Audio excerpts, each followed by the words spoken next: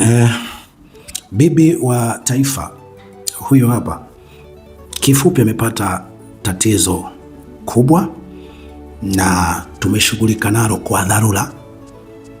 Tunashukuru Mungu sana kwa njia iliyotumika mpaka leo. Unaweza ukawa unamuona kwa namna hii hapa. Kifupi, bibi wa taifa ghafla aliparalaizi upande mmoja, mkono na mguu, siku 5-6 zilizopita. Kwa hapa unapomwona kuna namna imefanyika. Asante kwa Mungu. Lakini sasa msikilize yeye kidogo, alafu nitahitimisha kwa neno dogo tu. Ni muda mwingine tena ambao nimependa tuzungumze machache na Watanzania wenzangu. Mimi ni mwenzenu, ni Mtanzania mwenzenu ambaye tumekuwa tukiliendesha gurudumu la kutafuta haki katika nchi yetu. Lakini ninalopenda kuongea siku ya leo ni kwamba mimi mwenzenu nimepata changamoto kidogo ya kiafya, nimepata stroke. Kwa hiyo nilikuwa naomba msaada kwenu wa matibabu, kwa sababu peke yangu naona kwamba gharama ni kubwa, na nimeona kwamba niweze kuomba msaada kwenu, kwa yeyote ambaye atakuwa tayari. Sio kwa sababu ziwazo zote zile, kwa sababu ya Utanzania, kwamba ni Mtanzania mwenzenu, nahitaji msaada kutoka kwenu. Kwa hiyo kama mtaweza kunichangia nitashukuru, na yule ambaye anaona kwamba haiwezekani awe na amani tu, usiwe na sababu yoyote ya kusema kwamba ni lazima. Hapana, ni hiari. Kwa atakayetaka kunichangia, namba zangu za simu ni 0684 87 40 86.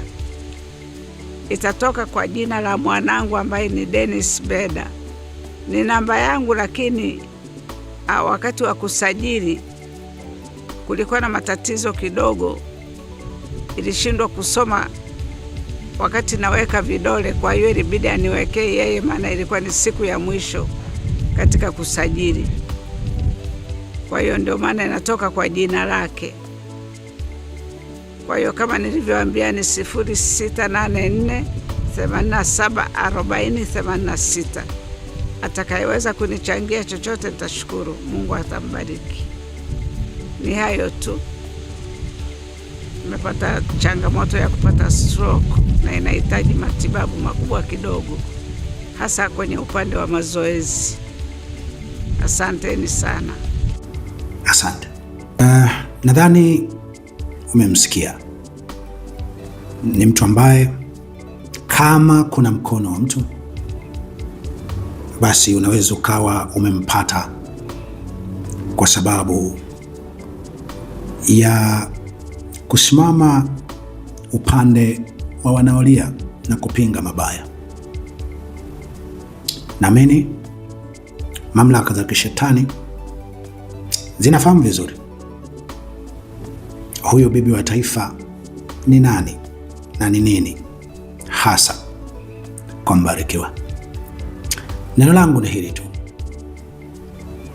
huku nikiwa nafahamu shetani ni watu,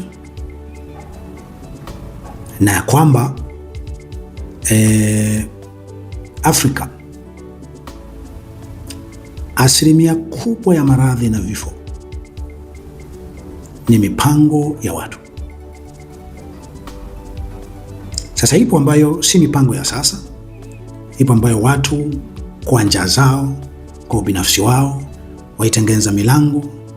Kuna watu wengine magonjwa yaliingia huko nyuma, lakini kuna mipango inayofanywa sasa, hasa kwa mtu mwenye chembe chembe za haki. Mimi si kama watu wengine ama wahubiri wengine, lakini hata pia watu wengine, hasa kwa mimi naweza nikawatisha kwamba kama kuna mkono wa mtu ukimfanyia lolote utaniona mimi nani. Imenisaidia nini kwa mtoto wangu wa pekee? Nimekuwa nani sasa? Binti yangu Sifa nimekuwa nani sasa?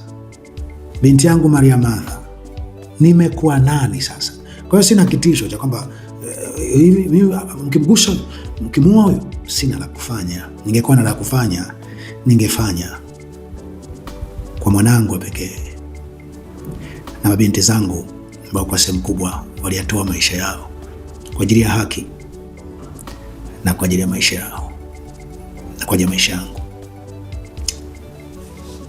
Mimi nisemalo tu ya kwamba pakiwa na mkono wa mtu tunaweza tusiwe na lolote la kufanya, lakini jua tu